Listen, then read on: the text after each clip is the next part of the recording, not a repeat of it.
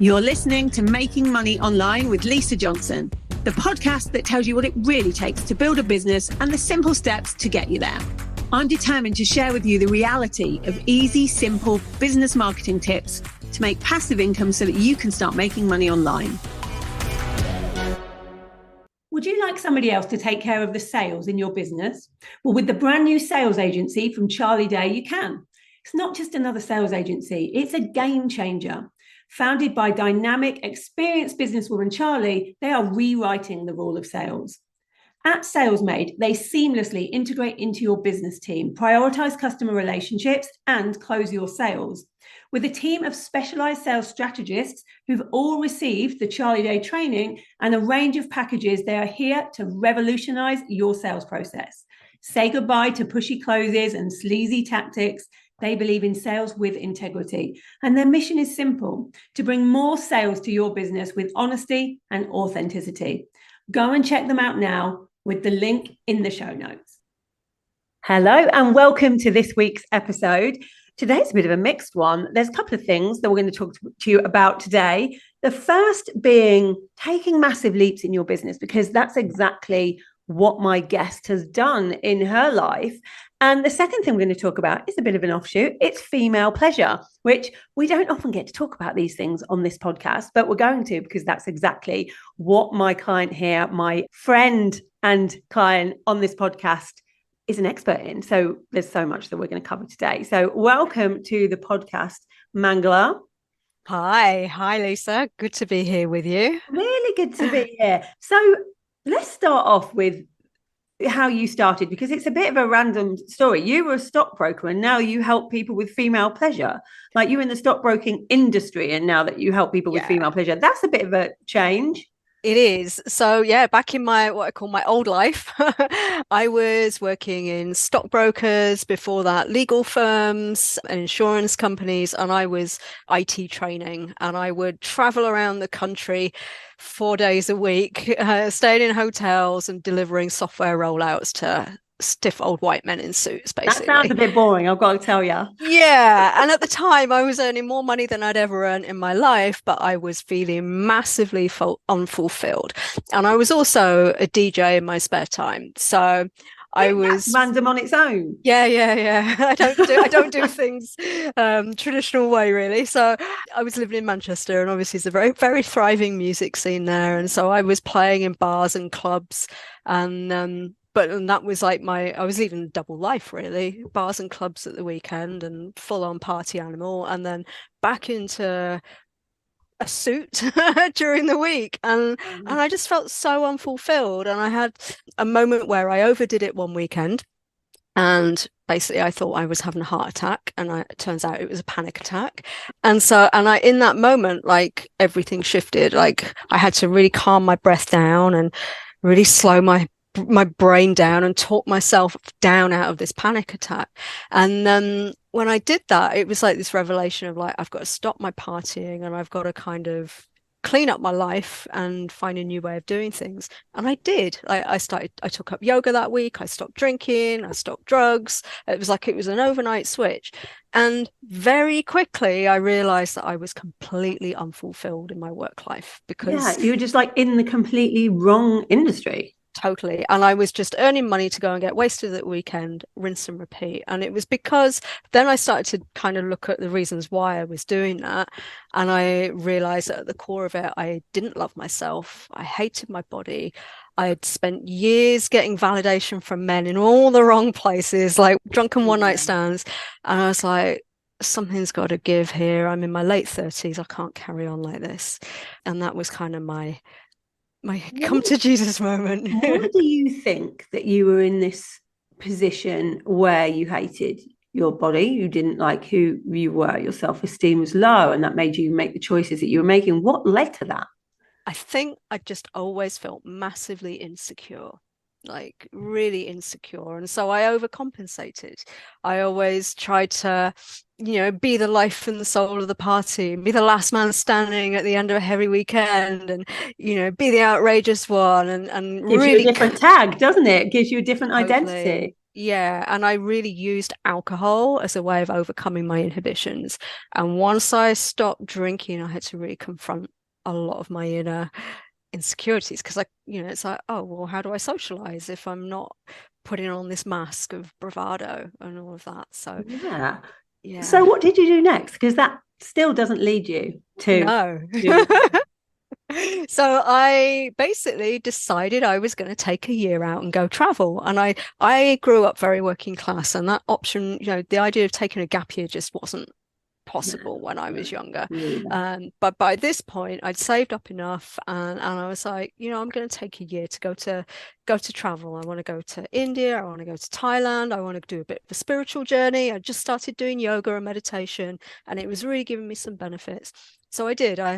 I left Manchester and I landed in Delhi, and it was like your whole eat, pray, love year. Yeah. Well, I've been on this, and then I didn't go back to the UK for 12 years, and we'll get to that. But as soon as I left England, I was like, oh my God, there's a whole world out here, and I want to discover some of it. And so I went deep into yoga and meditation, and I found a yoga school in India that I kind of fell in love with their style of yoga. And at the same time, within that school, they were also teaching sexual tantra as well, and neo tantra. And so that opened up this whole kind of world for me. And I realized that all of the healing I'd been doing, as I said, I hated my body, I hated myself, and it was all connected in with sexuality. And this was the core thing. And in this journey, I've discovered, my professional life, that for so many people, their lack of confidence, it's so intimately tied up with their sexual expression and who they see themselves as who they are. And if you're feeling sexually blocked, it has a massive impact in every area of your life. So we're going to get to all of that. I want to explore that more. So that was my kind of like, oh my God. And so then after India, I moved to Thailand, and I was in India for 6 months, went to Thailand, went to the headquarters of this school that I'd been in, and basically my whole life changed. It was like, I don't want to go back. I don't want to go back to England. I want to stay here. I want to go deeper in this journey. And then I started having all these incredible orgasms, like G-spot and cervical orgasms, which I'd never even heard of. And I was in my late 30s at this point. I was like, what the hell is this? Every woman needs to know that their bodies are capable of this. So I just went deep. I did lots of trainings. I studied with lots of people. I started giving bodywork sessions, and I ended up staying in Thailand for 5 years on a very small island. And unfortunately, during that time, I became aware through my own experience and the experience of some of my friends that this was actually a cult, and there was a lot of sexual abuse. So you didn't know you were in a cult when you first went into this kind of, you just thought it was like a training school. I thought it was just doing, we were told this is the traditional yoga and we're doing it the traditional way. That's why it's not like everybody else. And it was very, very like insidious. The way of your thinking changed. It was kind of like slow and steady. And I was like, when I look back now, I'm like, wow, how did that happen and happen so fast? But of course, we're all isolated from our families, from our it's easy to manipulate when you're on your own. Totally. Yeah. And everybody's there to work on their stuff as well. And so, yeah. And so after experiencing sexual abuse by the guru, I left in 2015, and instead of moving back to England, I was like, oh, I'll try Melbourne. And I only knew 2 people in Melbourne, and I was just like, why not? So I got on a plane I had $500 to my name, and I moved to Melbourne, and I set myself up in practice straight away, continuing to do body work and mentoring women in sexuality. Did loads more training, went much deeper into trauma-informed practices and everything else. And I built my business from scratch, and just it snowballed and snowballed. And then I transitioned to coaching and mentoring and working online and running group programs. Still about sexuality? Yeah, really focused on female pleasure, empowerment, embodiment, orgasms, and overcoming sexual blocks. And so, yes, transitioned online 2018, and with the intention of being a digital nomad and living the laptop lifestyle, which was all very well until COVID came along. Oh, yeah. And at the same time as COVID coming along, I also hit perimenopause and had this strong pull to come back to the UK, even though I really didn't want to in many ways. I had a very easy life in Australia. And yeah, I moved back in the middle of lockdown, which Wow. was a whole wild thing in and of itself. But Yeah. one thing I did have was business continuity. So I was able to completely uproot my life, move back with one suitcase in the middle of lockdown and move into a brand new city where I knew nobody, but I still had clients, all my online Yeah, clients. because you were doing it all online. Yeah, This is what we always say, yeah, like you need that online business to be yeah, able to have everything recurring no matter what happens. absolutely. Amazing. And I bet you make a lot more now than you did when you were in stockbroking. Oh yeah. So it was a journey that you were supposed to go on. Like this is Yeah. what you're supposed to do. And do you feel fulfilled, would you say now? Oh, absolutely. And that's more than anything, to be in service and to be able to support people to have transformation and change in their life. And I just love what I do. I just get out of bed every day. I get on every client call, just like I'm so grateful I get to do this. And I don't take it for granted, It's amazing after this long, because it's not like you've only been doing this a short while now. It's a long time. Yeah, I've been teaching female pleasure for over a decade now. Over a Yeah. decade. Wow. Yeah. Now, Yeah. a lot of the stuff you did there, they're big moves. They're brave moves. Not a lot of people would just go, well, I'm not doing this anymore. I'm going to a different country and we'll see what happens. But those things have led you to doing what you're doing. If you hadn't done those things, you wouldn't have found what you were supposed to do. Yeah. How are you so able to make these big, bold moves? There's a lot of us in business that want to do these big things, but it's scary to do them.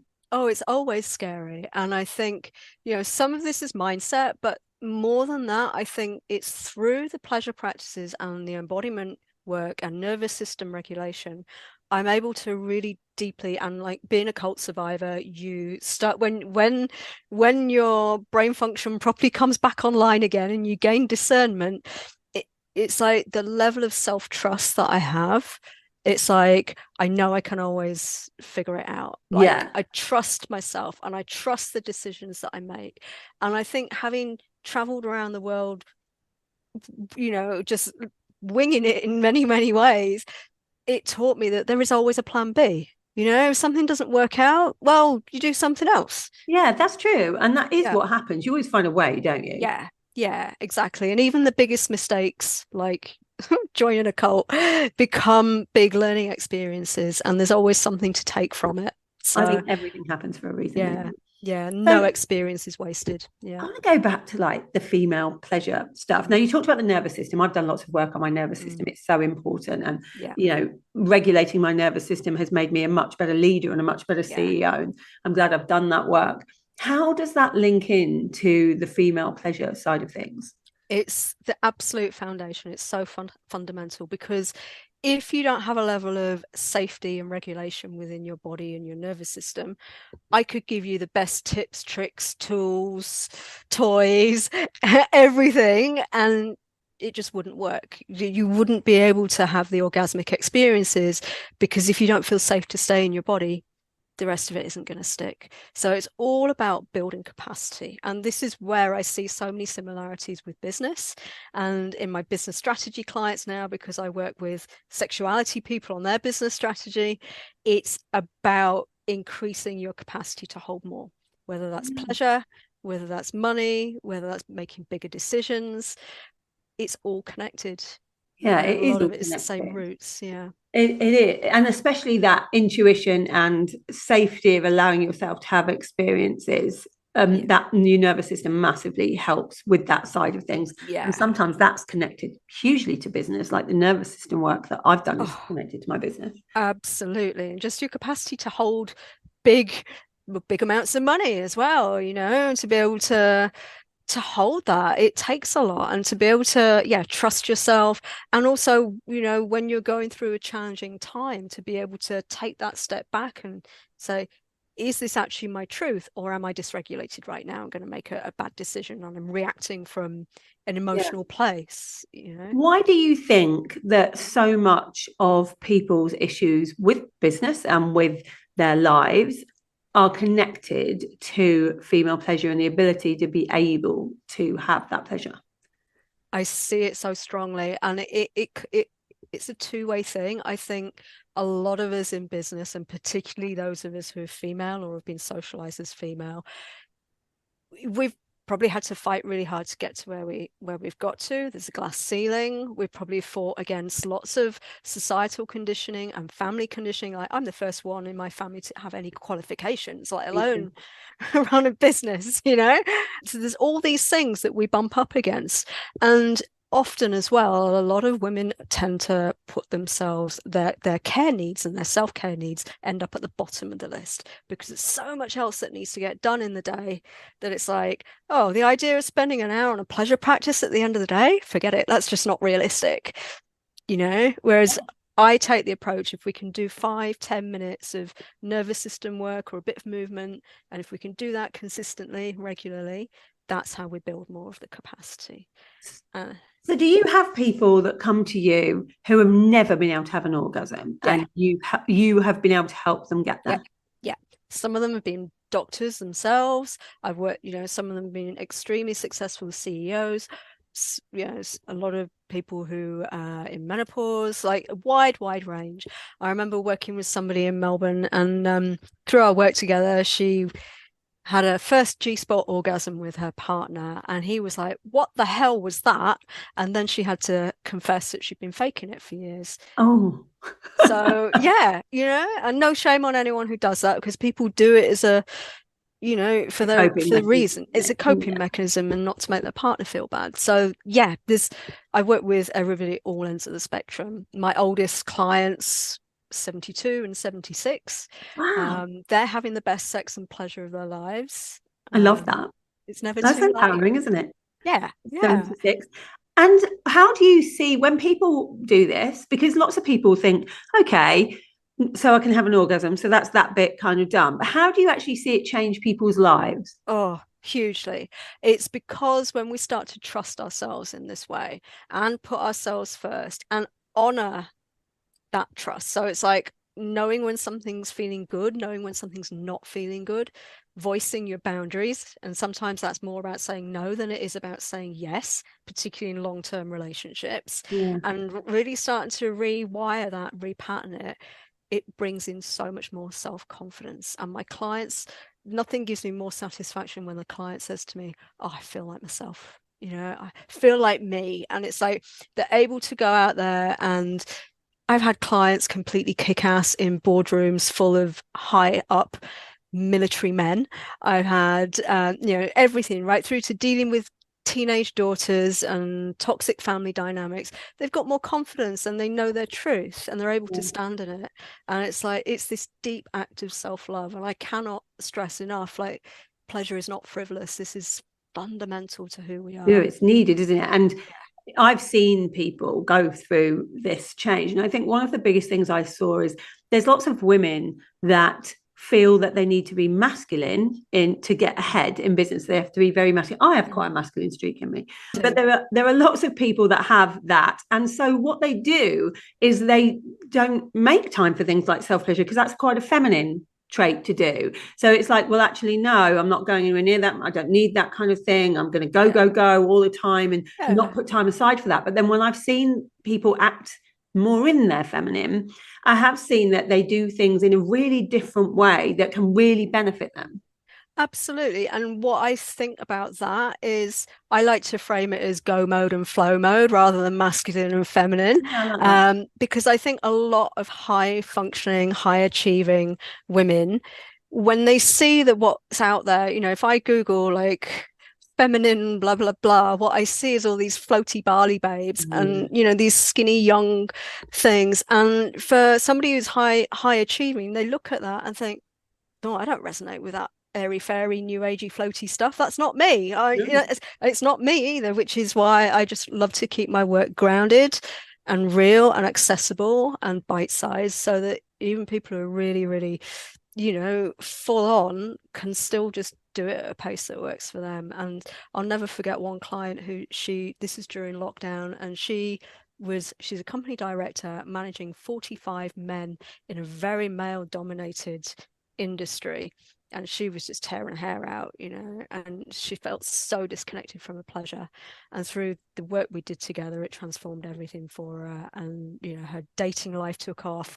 Things got easier at work. She just felt happier in herself, and she started having these amazing orgasms. So people... It's that fulfillment, isn't it?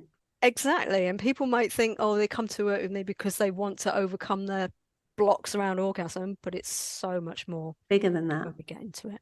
Amazing. If somebody wants to come and check out the ways that you can help them, where is the best place for them to go? Best place is to come to my website, mangalaholland.com. I've got a range of offers on there, from membership right through to one-to-one coaching, facilitated training so you can come and learn and do what I do, and business strategy support for people in my industry as well. Fantastic. Thank you for being here today and sharing that with us. It's been so interesting. Thank you, everybody, for listening.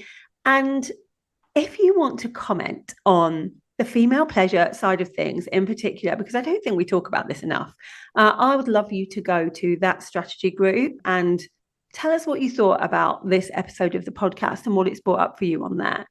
And I will be back next week for another episode of Making Money Online. Thank you for listening to Making Money Online with Lisa Johnson. If you'd like to get hold of my guide to launching, go to lisajohnson.com/launch and let's get you making money online.